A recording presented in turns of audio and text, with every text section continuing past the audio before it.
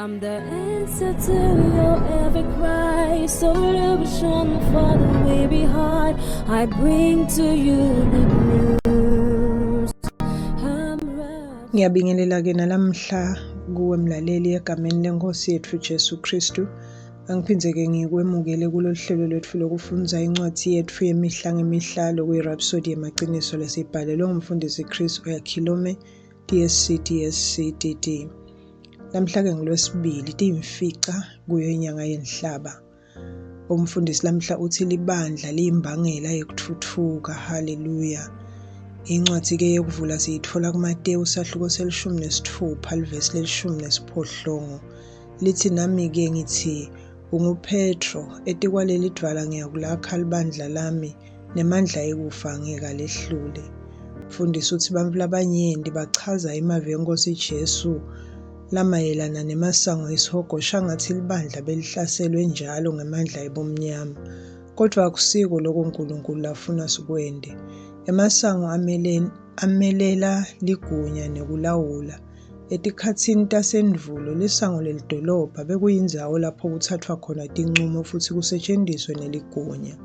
Ngako-ke lamavi lathi emasango esihogo asho ligunya lembuso webumnyama. Ngalesikhathi inkosi ithi ngiyakulakha libandla lami nemasango esihogo angeke alincobe, beyingasho ukuthi libandla lifanana nesilwane lesingafuni kuhlasela noma lesingafuni kumelana nekuhlaselwa bantfu lababi. Esikhundleni saloko abeveta ukuthi libandla linemandla lamakhulu. Ngesikhathi Jesu akhuluma lamavi umbuso webumnyama bese uvele ukhona. Lisondvo beliyintfo lensha lebeyilethwa emhlabeni. Ngako-ke lo mfanekiso awusiwo wesihogo lesihlasela libandla, kunaloko libandla belihlasela imandla ebumnyama. Angeke akhone kumelana nelibandla noma kumelana nekuchubekela embili kwethu. Haleluya. Sichubekela embili ngeligunya laKristu, siletha kukhanya lapho kunebumnyama khona, futhi sibeka sisekelo sentsandvo yaNkulunkulu emhlabeni. Ngelivangeli, emandla embuso waNkulunkulu ayanza, abuyisela emuva imandla ebumnyama. Haleluya. Ngaso sonke isikhathi nalishunyayelwa livi, kuphila kwebantfu kuyashintsha. Mandla kaNkulunkulu ayabonakala, futhi inkosi yengeta ebandleni labo labafuna kusinziswa. Haleluya. Jabula ngekuthi uyingcenye yelibandla laJesu Kristu lelichubekela embili, lelisiqiniseko lesivimbela bubi kulamalanga ethu. Haleluya. Asithandaze. Babe lothandzekako, ngiyabonga ngekungenta ngibe yingcenye yelibandla lakho lelincobile. Ngihamba ngeligunya laKristu, futhi ngichubekisela embili ligunya lembuso wakho kuyo yonke indzawo. Emandla ebumnyama angeke akhone kumelana nekukhanya kwelivangeli lelisebenta ngami. Egameni laJesu. Amen.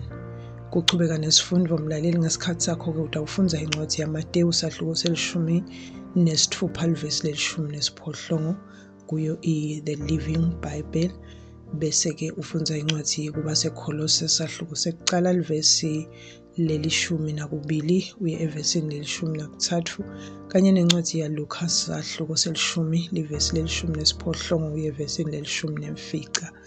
Bese-ke kuthi elihlelweni lwethu lokufundza iBhayibheli ngeminyaka munye lamhla kufundwa incwadi yemisebenti yabapostoli sahluko sekucala livesi lekucala uye evesini le-26, kanye nencwadi yesibili yetikronike sahluko sekucala uye esahlukweni sesine.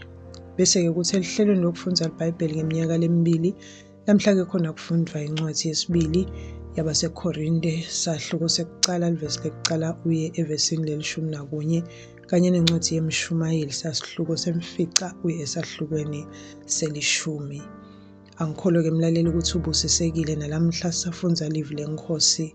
Hlala njalo-ke uthamele sibonane kulokulandzelako. Inkosi ikubusise. Ngicela ngemlaleli ukuthi uma ngabe bowusengakayemukeli inkosi yethu Jesu, umane usho nanga emagama emva kwami uwasho ngenhliziyo yakho yonke. Haleluya. Thani onkosi nkulunkulu, ngiyakholelwa ngayo yonke inhliziyo yami eNkosini Jesu Kristu, indvodzana yaNkulunkulu lophilako. Ngiyakholwa wangifela nekuthi uNkulunkulu wamvusa kulabafile. Ngiyakholwa uyaphila lamuhla. Ngiyavuma ngemlomo wami ukuthi Jesu Kristu uyinkosi yempilo yami kusukela lamuhla. Ngaye nangeligama lakhe nginekuphila lokuphakade. Ngidelwe kabusha. Ngiyabonga Nkosi ngikusinzisa impilo yami. Nyalo sengingumntwana waNkulunkulu. Haleluya. Siyakubongela ke mlaleli, nyalo sewungumntwana waNkulunkulu. Haleluya. Inkosi ikubusise.